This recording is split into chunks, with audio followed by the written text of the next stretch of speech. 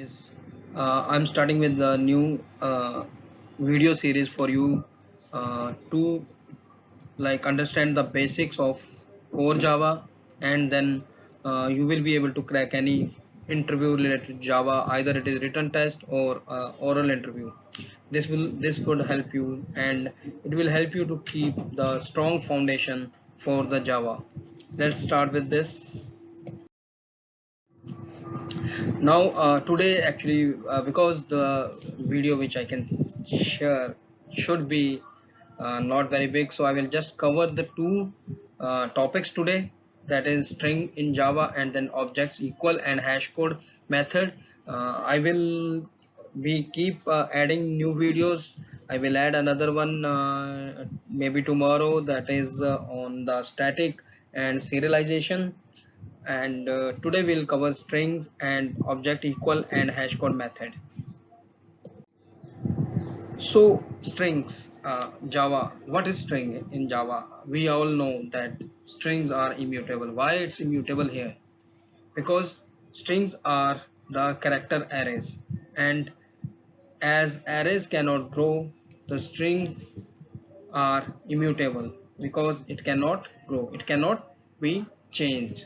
Okay, what happens if you now you I will give you an example. If you have a string str abc, and what you do, abc equal to str str plus, no, you what you do, you do str equal to str plus def, then what will happen actually? You will get at the end str equal to a b c d e f, but it's not changing the existing object. What it is doing, it has one object in the pool that is called abc, then there is another object in the pool that is def, and then another one is getting created, that is a b c d e f together. So that is how the string works. It never update the same object. It's always uh, keep on creating new objects when you use the concatenation operation or anything like that. So how it is different actually? Why it is different? Because in the Java JVM, it stores string in the way different than other objects. So Java, you will be aware of that, have uh, two memory areas. Okay, one is stack and one is heap. Now string objects stored in heap. So there is a area defined for strings, that is string constant pool, where when you create an object with string str abc double quote, okay, string str equal to abc in the double quote, it will create that literal or constant in the string constant pool. Okay, and when you use the object creation of the string like string str equal to new string abc, then what it do, it create that new object in the heap area directly, not in the string constant pool. So when you try to create a string object using string str and equal to double quote abc, first what it do, it go to the, what JVM does, it goes to the string constant pool and check if there is object exist, then it will just give you the reference to that same object. If it doesn't exist, it will create the new one, but if it exists, it will use the same one. So this way, what all the constants available in the string constant pool will be used in multiple places without creating different objects for that. So that is there we get the benefit of, like, it saves the memory for us. And if you do string str new string in the bracket double quote abc, then if your abc is already existing in the string constant pool also, it will not take that one, it will create a new one in the um, heap memory directly. So there will be two objects with the same value abc if you use new and normal literal like in double quotes. So that is the way it stores. So now this concept gives lot of questions and lot of uh, like you can get lot of tricky questions around this concept only, but you need to understand this one. First, string goes to string constant pool, check there if it is there. When you use normal string str equal to double quote the value, it checks in the pool, and if it exists it doesn't create. So let's see now next. Now what all questions can be raised from there for you, like on object storage, how the objects are stored in the like in the Java memory. Okay, so that you I have explained it very well, you should understand that now.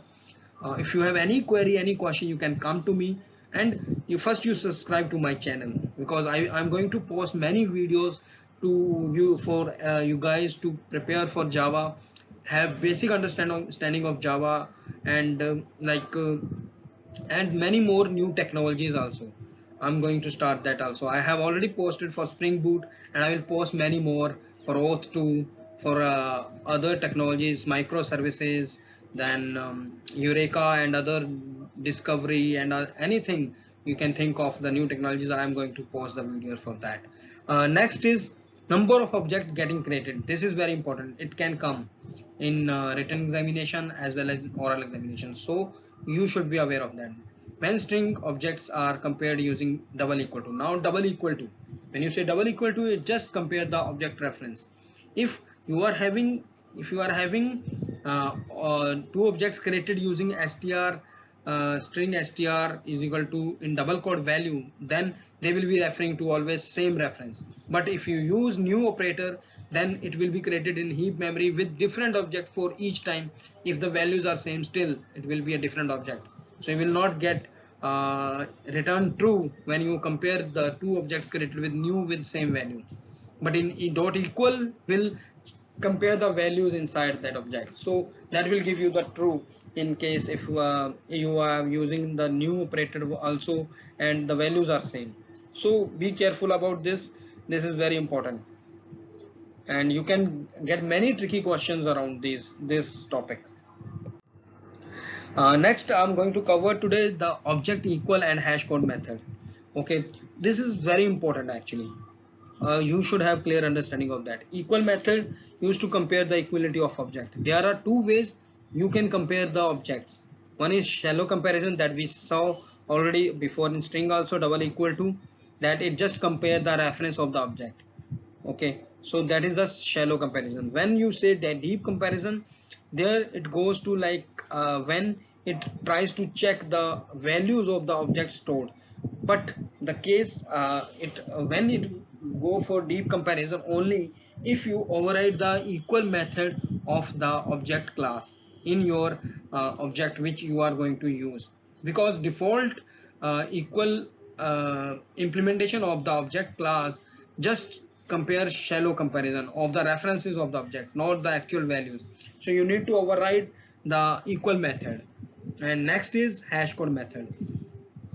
It returns the hash code value as an integer. Okay, hash code value is mostly used in hashing based collection like hash map, hash set, hash table, etc. Okay, this method now what happens, this method will always return a unique value for any object.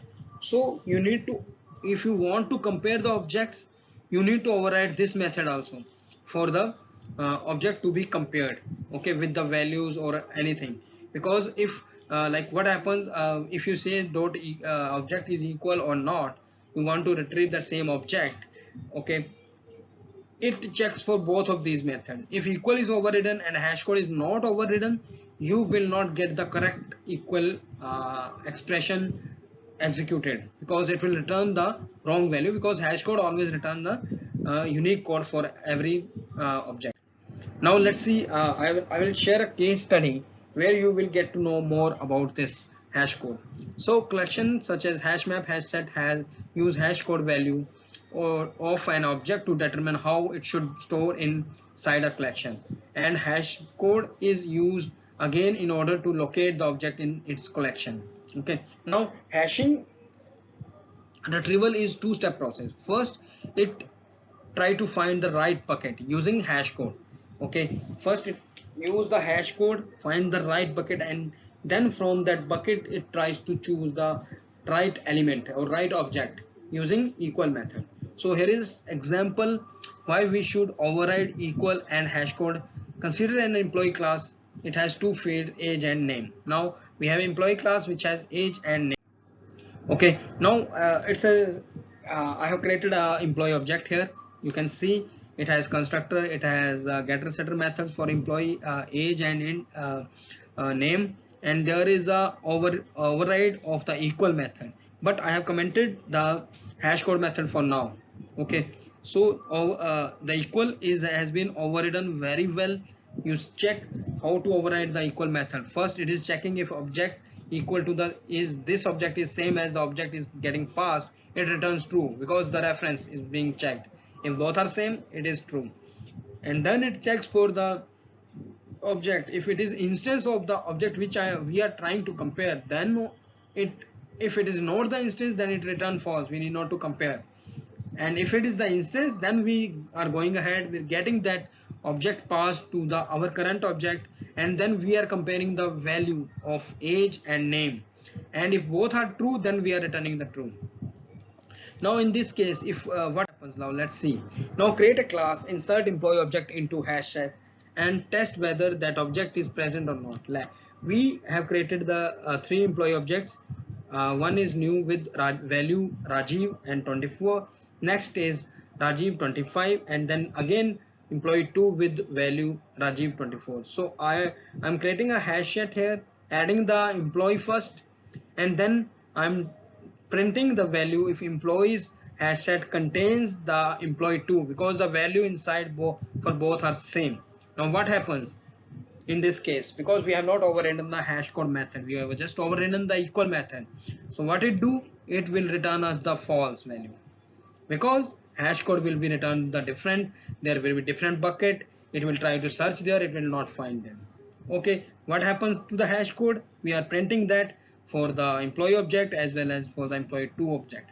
Both hash codes are different because it will return the unique one, because we have not overridden the object default implementation of the hash code which returns the unique code.